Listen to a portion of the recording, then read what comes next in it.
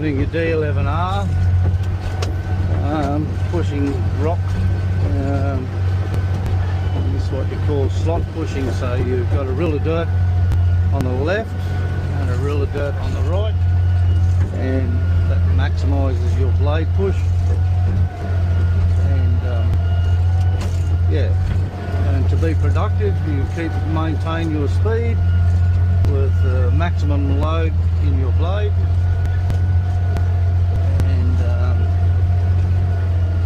maximum speed is probably about 3.8 kilometers per hour or 1.8 mile per hour,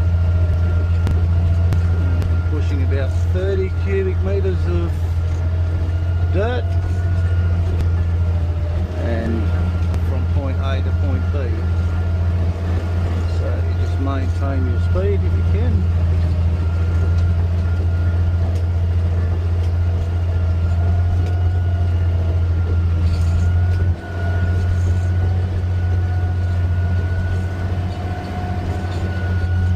When you get to the end of the road, I tilt my blade forward at the two rams you see going out, and tip your load.